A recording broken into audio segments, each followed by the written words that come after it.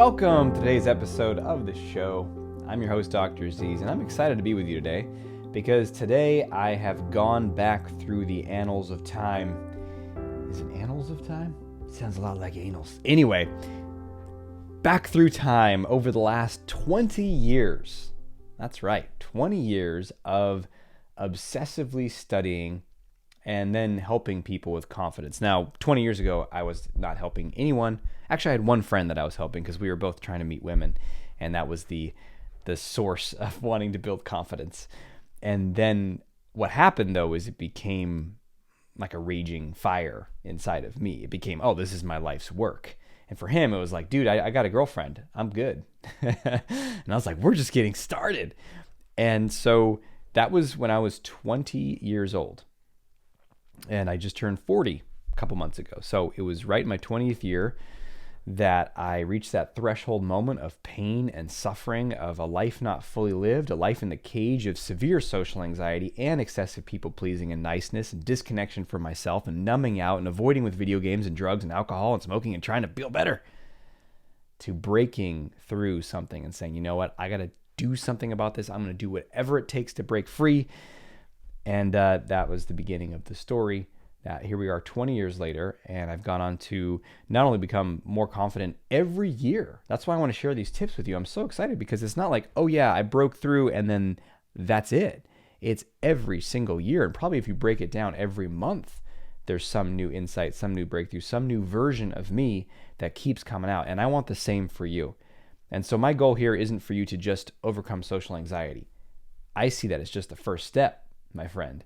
Let's overcome social anxiety and then unleash you into the world so you can go out there and start living at higher and higher levels of who you're meant to be: joy, satisfaction, contribution, meaning, purpose, success. And these 20 tips are going to guide you to do that. So over the last 20 years, I've been able to apply what I want to share in these episodes with you to continually grow confidence. And as your confidence grows, your life gets better. Your life circumstances get better. So better relationship, better family relationships. Whoa, throwing water bottles around here. A better life, better success, better career, not just in terms of money, but also work that you want to do. You get to be the captain of your ship and you get to steer your life. And that doesn't mean your life doesn't have pain or challenges or hard moments, but man, it means it's pretty sweet most of the time. So I want to share these tips with you. Now, I have 20 for 20 years of confidence. Honestly, when I was making this list, I probably could have come up with 50 or 100, but I thought 20 seems like a more digestible number, and it fits the theme of 20 years. Now, I'm not going to share all 20 in this episode because I would just be blazing through them, and I actually want to teach you them and explain them to you so you can use them, not just have a fancy checklist. So I'm going to go through, we'll see how many I get through in this episode. I'm going to spread this out over about 3 different episodes or so. So we're going to dive into it and see where we get to today in the 20 tips for confidence that comes from 20 years of learning about this stuff. Now, you ready? Some of these you might have heard from me in different books or videos or other podcasts, but as you start to let them sink in, they will inform what you do this week, this month, and hopefully help you shift your life in a major positive way. You ready? Here we go. Tip number 1, confidence is a byproduct of action. I love this one. It's a pithy phrase. Confidence is a byproduct of action, which means if you want more confidence, you must take more action. That's right. And people have it all wrong. They're waiting.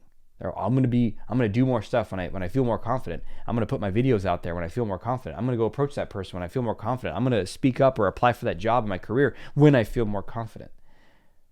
And then they're waiting, and you're waiting. And a month goes by, a week goes by, a year goes by.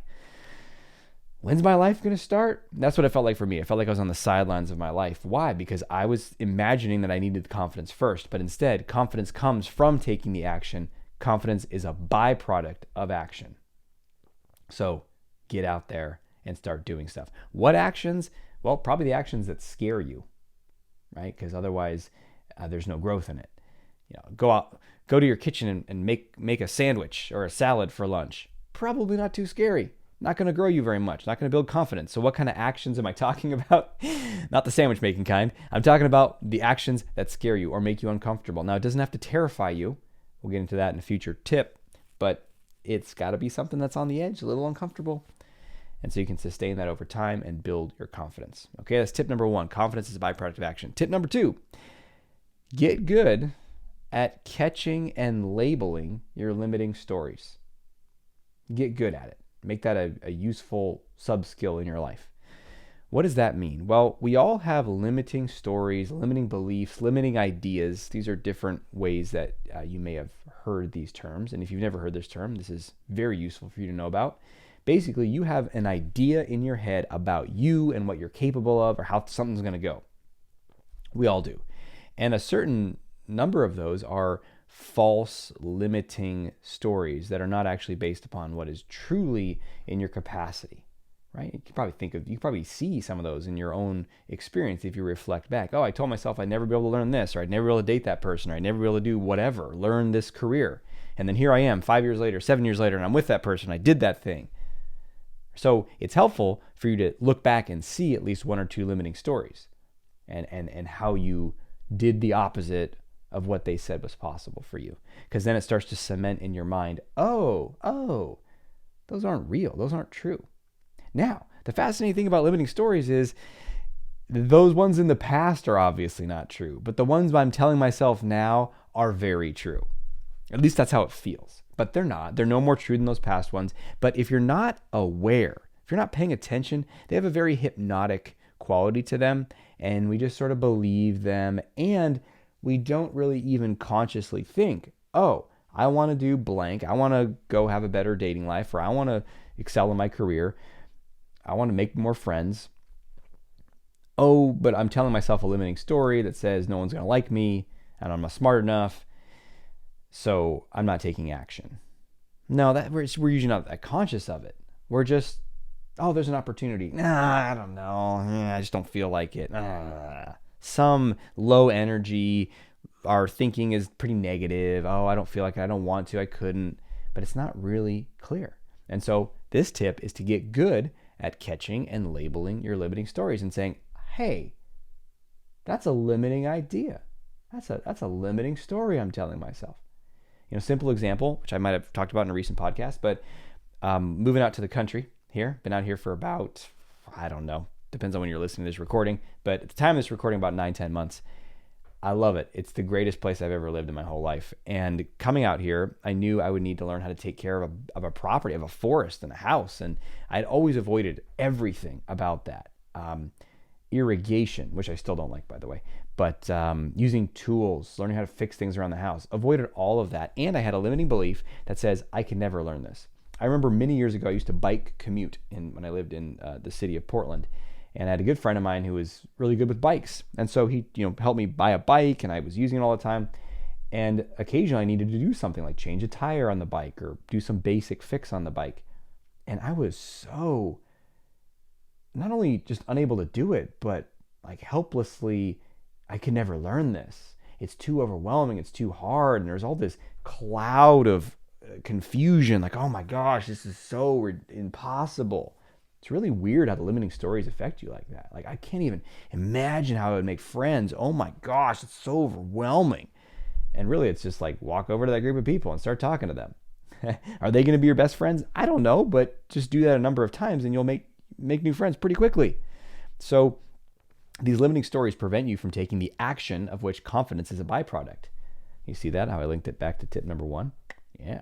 Anyway, label it as a limiting story. Hey, I have a limiting BS story. And that's once you know it's a limiting story, you know that it's false, and then therefore you can start to do the opposite of what it says. And the way that is you just lean in. So I started taking massive action when it came to this limiting story about learning how to use tools. And now I've used and am fairly proficient, I'd say, in a chainsaw, a pole saw, a pressure washer, a tractor, various other things, a log splitter. And on the next frontier is maintenance of these machines. Now, I have some stories about, like, I don't know how to change transmission fluid and filters. Like, I'm going to mess it all up. I don't know what's going on. Complete and total BS, just another belief system. What happens with these limiting stories is when you challenge them, they'll recede, they'll retreat to, like in warfare, if an army or in a battle they're losing, they might not just drop their weapons and run. They might do a retreat where they pull back to another stronghold that they can hold that, that town or that position. And that's how your limiting stories work. They retreat and they say, okay, all right, yeah, you can talk to people. Maybe you can do that. Maybe you can make some friends. But then it retreats and says, yeah, but you'll never be able to have great friendships. You'll never have the friends you really want. They don't think you're interesting, right? So it pulls back and then keeps firing its shots.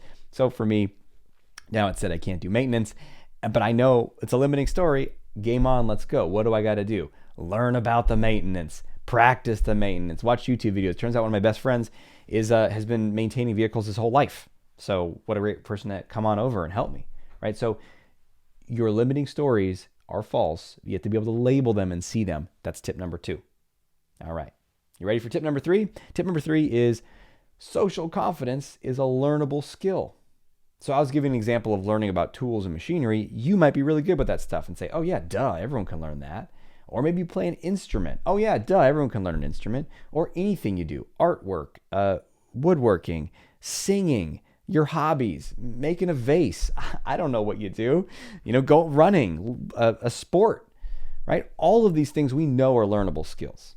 You say, oh, I don't know how to play soccer. I don't know how to throw a football.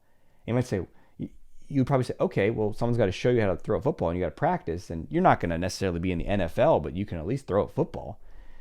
And if someone's like, no, I just can't throw a football. You might be like, well, do they have some sort of disability or they can't use their arm? Like, no, I can do that. I just never going to be able to throw a football. You'd look at them like they were crazy. Like, what are you talking about? And it's the same thing with social confidence. It's a learnable skill. But there's this it's a limiting belief, a strong story that I lived in for so many years, which was, this is the way it is. It's a fixed mindset. I'm just this guy who's not socially confident. Look at that guy over there. He's confident. That's how it is. It's like, your hair color, your eye color, it's set in your genetic code. And that's really what I believed. That's how I looked at the world. And now that I look back at that, I'm like, wow, that's a really strange way to look at the world. It's so inaccurate, but that's how I saw it back then. So tip number 3 is for you to realize that social confidence is a learnable skill. Now, the question is, you probably heard me talk about that on this show, that's kind of what this whole show is based on, right? Because why would you be listening if you thought you couldn't change anything? Now, when it comes to this, people might intellectually or verbally say, yeah, oh yeah, of course someone could learn confidence. Sure, theoretically. But then underneath is some irrational distorto belief that's like, but not me. And it might not even be totally verbalized. But that's where you want to challenge that. Do you know, on a scale of 1 to 10, how certain are you that social confidence is a learnable skill? What's the first number that comes to your mind there? Is it a 10? All right, let me ask you a follow-up question. On a scale of 1 to 10, if let's say it is a learnable skill. Maybe, and if you don't agree, well, then we'll agree to disagree. Let's say it's a learnable skill. On a scale of 1 to 10, how much do you believe that you can learn this skill? Because if you're like, yeah, it's learnable for somebody else, someone else can learn how to throw a football, but not me, right? Then you're back to really not believing it. So if you don't believe it, then you're not going to take actions that have a byproduct of building your confidence, which is tip number 1. And you're not going to catch your limiting stories because you're living in one. So that's number 2. So I'm weaving these back. I'm not going to promise I'm going to weave them all together every time. That would be like some sort of strange game where you have to say everyone's name. You ever play one of those icebreaker games? They're kind of fun. You imagine it's a circle of people and you're trying to learn everyone's name. So, Jeff, Ahmed, Teresa. I'm coming up with, see, look at that diversity in the names I'm coming up with. Aziz. So, you go around the circle and you have to say everyone's name up until that point and then your name. And then the next person has to say everyone's name up. So you have to recite everything. I might do that. It's like the 12 days of Christmas here. All right, tip number 4. You will never feel not afraid before taking meaningful risks. Never going to happen. So that's the good news. You can stop waiting.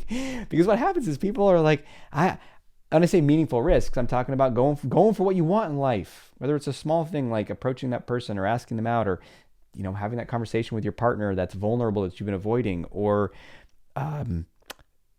trying to make that new friendship, or taking that risk to go for something at work, or starting your own business. I'm talking about small stuff, big stuff, daily stuff, once in a lifetime stuff. Those are the meaningful risks. So meaningful risk doesn't mean it's the biggest risk of your life. It just means it's towards the life that you want. It matters to you. And you can make small meaningful risks, a couple times a day. But if you're waiting for the fear to not be there, you're going to be waiting forever. And so people think something's wrong because they're afraid. And the way to see it differently, the liberating way to see it is, it's not, oh, I need this fear to go away. It's, you get better at knowing how the whole cycle works. Like, oh, there's something I want to do. Oh, there's fear and some limiting ideas. Oh, okay, then I take the action anyway. Oh, then I get results. And you just follow that whole cycle around. You don't try to fight any part of that cycle. No, I shouldn't be afraid anymore. Oh, I don't like it. Get better at being okay with a little bit of fear. So what? Yeah, I'm a little scared. In fact, that's part of the process. It's almost like you can imagine I need to draw some sort of flow chart here with circular arrows, where it's like, okay, you go, yeah, now I'm in the fear stage. Now my limiting beliefs are telling me not to do it, so I can get out of the fear and avoid this whole thing, but I'm going to persist. And then I'm going to take that action, which is going to produce a byproduct of confidence. And now that fear no longer is a major factor in your life. And then, of course, from like the teachings of acceptance and commitment therapy, which is what I really focused on in my graduate training in psychology, is paradoxically, when you stop trying to make the fear go away and be all stressed out and really just not give it much energy at all, it actually does tend to dissipate. And you might have a lot of experiences where you're not that afraid at all. But if you're trying to make yourself not afraid, you're spending your energy in the wrong place. Focus instead on this question, which is a question I love to ask clients. You ready? They're saying, oh my gosh, I'm so nervous about this speaking thing. I don't want to do it, or I'm nervous. I'm too scared to go talk to that person. I'll say, okay, what would you do if you weren't afraid? Well, I guess I just walk over and talk to them. Okay, what would you say though? Right? Because so much of our fear is like, I don't know what I'd say. I don't know what to say. I don't know how to do it. I said, okay, what if you weren't afraid? What would you say? Well, I'd say anything. I'd say, how are you doing? Well, are you enjoying this place? Okay, great. So just go do that. No, Bruno. We don't talk about Bruno. Anyway, Encanto, anyone? No, I can't do that. Why can't you do that? Because I'm afraid. Okay. So you're going to wait for the fear to go away before you do it? Is that the only way?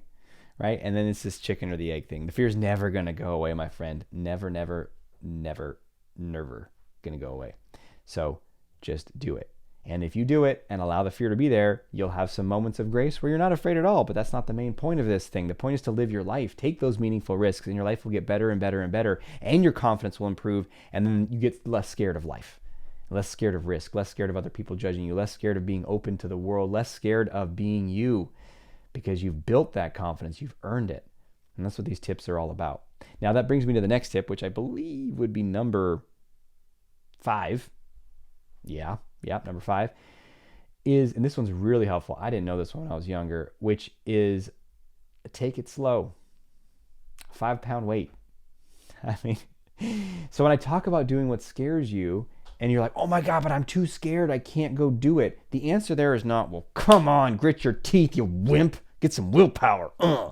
That's not going to work. Maybe you're going to eke out a little bit more action out of yourself, but it's not sustainable.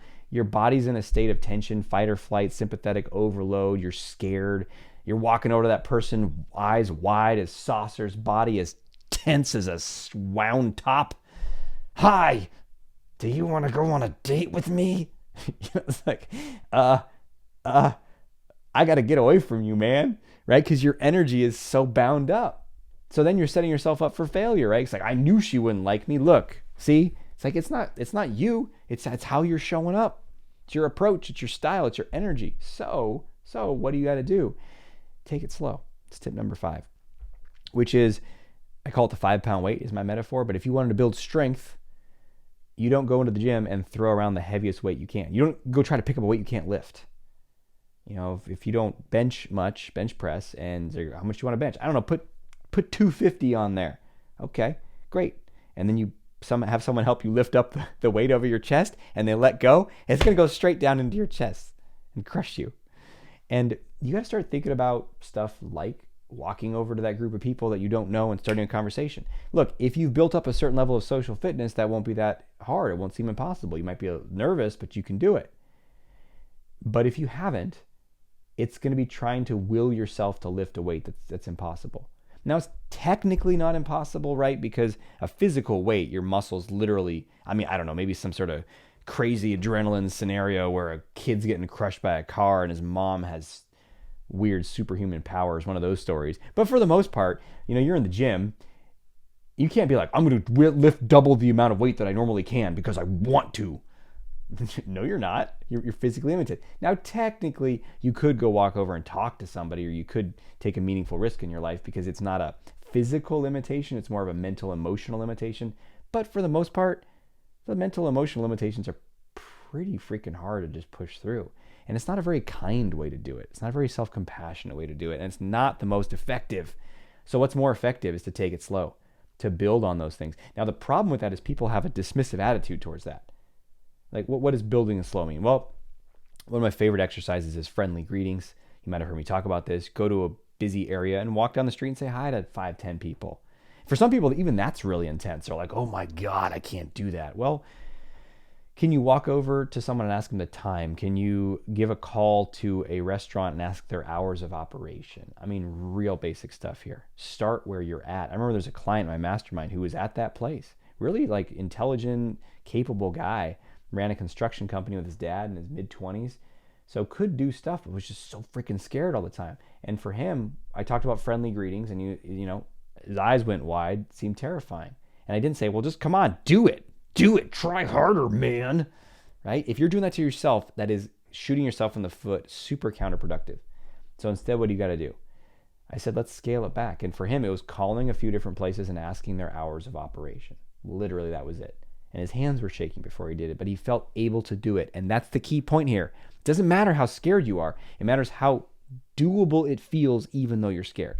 Now, those two tend to go together. So if you're terrified out of your face, taking the action is harder usually. But, he was nervous, but he was able to do it. That's what you want. I'm nervous, but I'm able to do it. Eventually, you might be in situations where you're like, I'm freaked out, but I'm going to do it. And that comes from the social fitness. You're not going to get there by willpower. Just like if someone's been working out a lot and they want to do a hard workout or go for a lot further of a run, they can because they're primed, they're ready, their body's in shape for it. Same thing for you. You want to take those bigger risks because, life will happen where there's an opportunity. There's that person walking by. You want to go meet them. Oh man, now's the time. And you might be able to leap even though you're really scared. But only if you've been building up that social fitness. So take it slow, build up that social fitness, and you will start to have extraordinary results in your life. So,